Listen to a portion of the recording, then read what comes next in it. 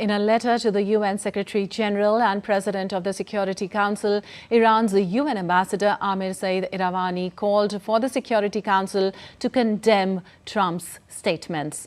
Iravani said that the warning of the use of force by US President Trump is a clear and serious violation of the purposes and principles of the Charter of the United Nations, and Iran calls on this council to condemn it firmly and unequivocally. The letter further reads, Iran will exercise its rights decisively and proportionately. The United States of America bears full responsibility for any consequences arising from these unlawful warnings and any ensuing escalation.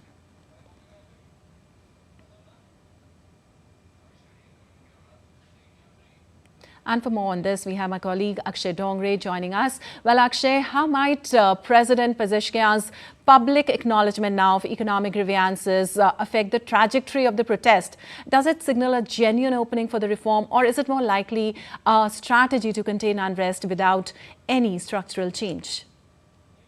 Well, it's a long strategy that the government of Iran is suggesting right now. But given the fact that Iran still remains heavily sanctioned by America, it has a lot of curbs on trade.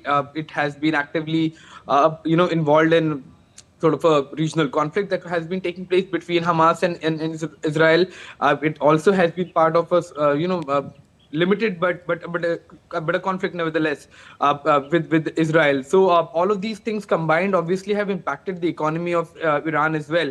Plus its inability to expand its trade, go out and sort of roll out some economic reforms. And when the government of Iran comes out and says that yes, there have been lapses and they have to bring in reforms, it's all but speculative that how we have to take it. But at least it's a good thing that the leadership of Iran has said this one thing, that they do not have to go out and do scapegoating of this issue, blame another party for this crisis that is there. They will have to manage their expenses as well as their resources better in order to come out of this crisis.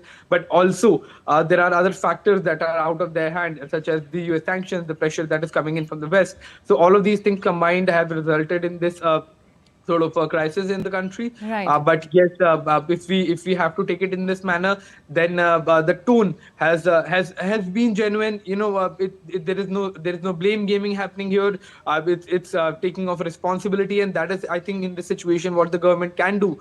As far as the reforms are concerned, they will take a lot of time to be implemented, to take effect. So right. As of now, we can only say that it's not at least blame game happening over the crisis of economy.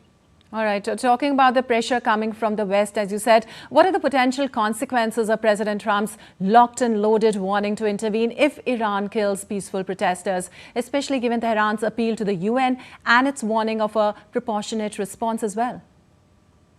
Well, it's quite partial, the language. In fact, it's quite threatening as well. It's illegal according to the UN Charter.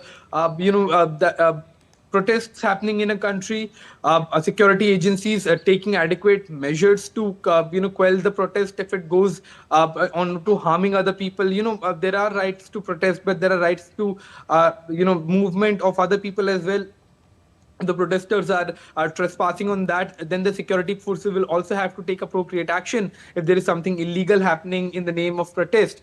It's quite illegal to see that the US president is not only interfering in the sort of internal matter of another country, but also threatening that they will be siding with the protesters. It's same as saying that if there is a protest, let's say in New York tomorrow, Iran saying that if there is any action against the protesters, Iran will launch attacks on the US soil. So you have to take it in this manner to understand that whatever Donald Trump has made in a form of statement is not only illegal, but it's quite dangerous as well for the regional, not only the regional, but international rule-based order that we live in today. All right. Thank you so much, Akshay, for all those details.